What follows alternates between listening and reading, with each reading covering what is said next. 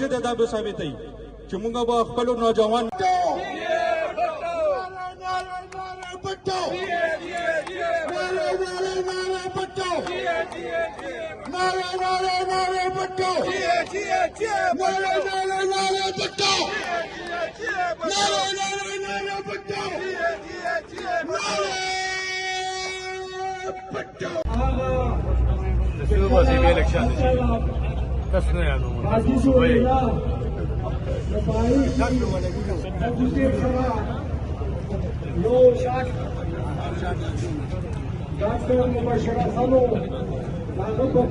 राजा भी ऐसे पे राजा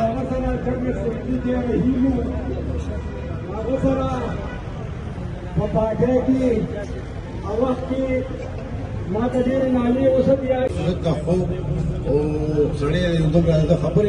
وکیل ہو چکے ماقام ٹیمو نمونہ تیرا مختصر کا زو اس دعوت خطاب ورکو هم د دې کلی مشر د دې په بو خلکو سره ډېره مینه کړې ده او دې ټیم د پاکستان پیپلز پارټي په ضلع کې موسٹ سینئر ترین شخصیت دی د پاکستان پیپلز پارټي ضلع نوخار سینئر نائب صدر الحاج شیخ انور صاحب ته خواست کوم چې راشي او د چې کله د دې پارټۍ بنیاد کې خپلو نو د هغې مین ایجنډا دا وه چې زه به د عوامو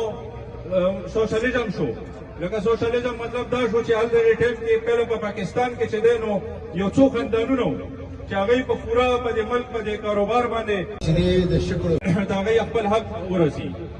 ذوالفقار علي بټو صاحب چې کله د دې پارټۍ بنیاد کې خپلو نو د هغې مین ایجنډا دا وه چې زه به د عوامو سوشلیزم شو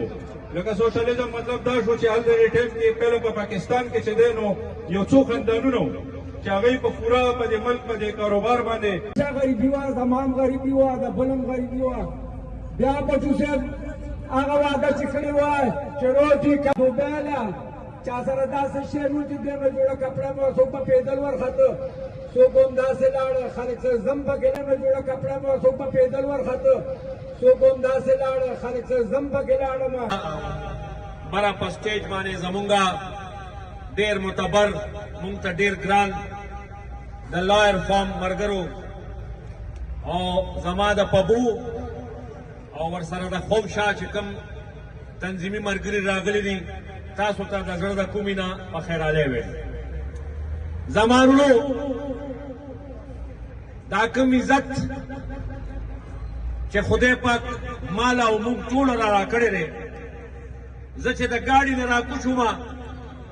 او دا زنده‌باد اوازونه زه چې په کومه مینه باندې د خپلو مشرانو دلته ریسیو کړم او په کوم جوش او جذبې سره زه دې سټیج ته راغلم نو یوه خبره راته کوم چې دا کمال د میا راشد نه دی دا کمال د دې جنډې دی دا عزت دا طاقت دا سم چې دي دا د پاکستان پیپل پارټۍ برکات دا د پاکستان پیپل پارټۍ برکات دي چې کومه 57 سال مخکې په دې پاکستان کې د هغې بنیاد جناب شهید ذوالفقار علي بټو صاحب ایښی سړي ونیان نه وویل پیپل پارټي نه دا سوچ کړ چې مونږ پیپل پارټۍ له څه ورکړو مونږ د خو مشرانو دا راکړو قادیانان یې کافران کړو روړ دا ډېر لوی تاریخ دی